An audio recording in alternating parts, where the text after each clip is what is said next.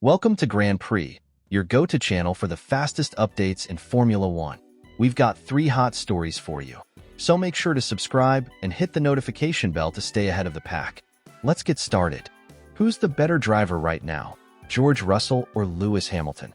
In terms of career achievements, there's no debate. Lewis Hamilton's record speaks for itself, with multiple world championships and a place among Formula One's all-time greats. But when we narrow the focus to recent seasons, particularly the years they spent as Mercedes teammates, the comparison becomes more interesting.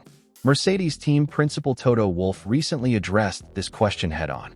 Without holding back, he stated that Russell was already the team's strongest driver last season, in 2024, even when he was going up against Hamilton, a 7-time world champion. For such a young driver, Wolff admitted the pressure was enormous. Yet Russell rose to the challenge.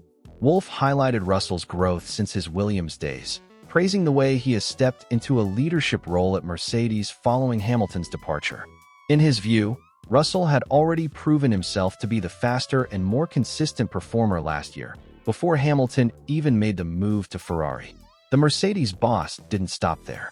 He added that Russell consistently delivers results even when the car isn't competitive, demonstrating adaptability and resilience. Beyond his on-track performances, Wolff described him as a complete professional, someone who excels not only in racing but also in building strong relationships with sponsors, partners, and the wider team. For Wolff, this combination of speed, consistency, professionalism, and public image makes Russell the ideal #1 driver for Mercedes at this moment in its history. The only question now is when a new contract will be finalized, as the team's confidence in Russell's future appears to be at an all-time high. It's worth noting, however, that circumstances played a role in shaping this decision. For much of the past year, Mercedes had openly shown interest in bringing Max Verstappen on board, with the Dutchman reportedly topping their list of preferred options. With Verstappen no longer available, Russell has become the undisputed lead driver in Brackley. Still, the dynamic inside Mercedes will be closely watched. While Russell now carries the clear label of team leader, the arrival of a competitive teammate in the future could test his authority and the stability of the current setup. F1 history has shown that even well-managed teams can face internal friction when 2 highly motivated drivers are chasing the same prize. The upcoming seasons will be the true test of whether Russell can transform this confidence in a championship contention. While his performances have been impressive, carrying a team through a full title fight demands consistency under immense pressure, a challenge Hamilton has mastered in the past. Now it's Russell's turn to prove he can do the same. So what's your opinion? Do you agree with Toto Wolff's assessment that George Russell is already Mercedes' strongest driver? Or do you think he's amplifying the praise to strengthen his bond with the team's current leader?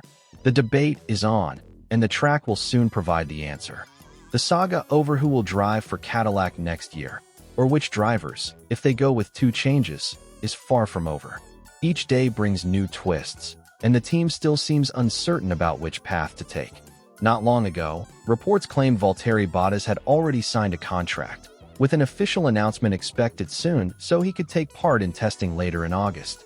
But that reveal never came, and now fresh information suggests the second seat is still very much up for grabs. According to sources, the contenders include Brazilian driver Felipe Drugovich, currently Aston Martin's reserve, Sergio Perez, recently dropped by Red Bull and now without a seat, and a handful of rookies. Many insiders see Drugovich as the favorite if Cadillac decides to pair Bottas with a younger talent for the long term. If the priority shifts to a proven name who brings substantial funding, Perez remains a viable and attractive option. New reports from Planet F1 and Argentine outlet Olé indicate Perez is now extremely close to finalizing a deal. Negotiations have reportedly progressed well in recent days, with an official announcement planned for the Italian Grand Prix weekend, September 5th to 7th. If confirmed, the 35-year-old Mexican would return to the grid, bringing over a decade of Formula One experience, multiple race wins, and podium finishes to the ambitious Cadillac project. The potential arrival of Perez raises another question. Would this affect Bottas's place in the lineup? Some within the team had openly stated they wanted only one experienced veteran, with the second seat reserved for a younger driver to build for the future. signing two seasoned competitors could shift the balance of the team's long-term strategy. Cadillac faces a pivotal choice. On one hand, Bottas and Drugovich could form a blend of experience and youth, setting a stable foundation for the years ahead. On the other, pairing Bottas with Perez would create one of the most experienced lineups on the grid, offering immediate racetrack and commercial appeal, but perhaps at the expense of nurturing a future star. There's also the marketing factor to consider. Perez has a massive fan base in Mexico and Latin America, a loyal following that could boost Cadillac's visibility and commercial reach in key markets. The sponsorship opportunities tied to his name alone could be a decisive point in the negotiations, especially for a team still establishing its footing in Formula One. Another angle is the development of the car itself. A pair of seasoned drivers could accelerate feedback and improvements, potentially shortening Cadillac's learning curve in its first years. However, this approach might limit the team's ability to cultivate a young talent into a long-term asset, something that could pay dividends down the road if managed correctly. As the days count down to Monza, speculation will only intensify. The team's final call could shape not just their debut season, but the trajectory of the entire project. All that's left is to see whether the Italian Grand Prix weekend will indeed deliver the long-awaited confirmation. So what's your take? Would Perez be the right move for Cadillac, or should they place their bets on youth and long-term potential? McLaren heads into Formula One's summer break with a commanding lead in the Constructors' Championship, an impressive 299 points clear of Ferrari. In the drivers' standings, however, the fight is far tighter, and it's an intra-team battle. Oscar Piastri currently leads by just 9 points over teammate Lando Norris.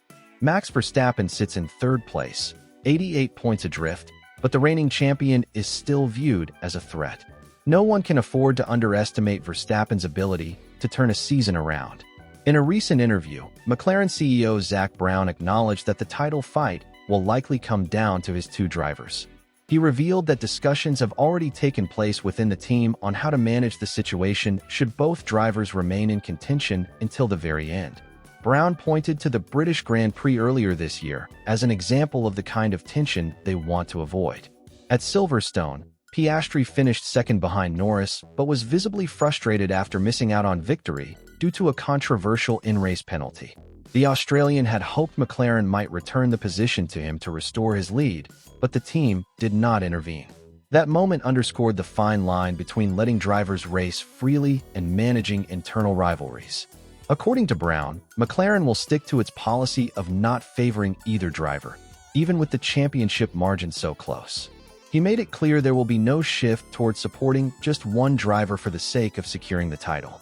Instead, the outcome will depend on each driver's consistency, execution, and perhaps even unpredictable factors such as weather conditions, safety car interventions, or on-track incidents.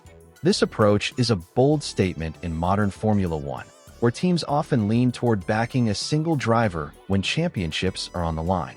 Brown's stance suggests that McLaren values fair competition between its drivers and believes both are capable of delivering under pressure. However, it also opens the door to potential flashpoints if a critical race sees the two going wheel-to-wheel for victory. Maintaining harmony within the team will be crucial.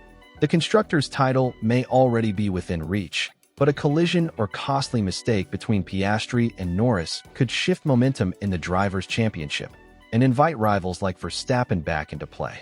As Brown noted, the challenge is to allow competition without letting it become destructive. For now, McLaren's plan is to let the fight unfold naturally, trusting that both drivers can manage the pressure and race respectfully. The second half of the season will test not only their pace, but also their ability to handle the psychological strain of a direct title fight against a teammate. So what's your take?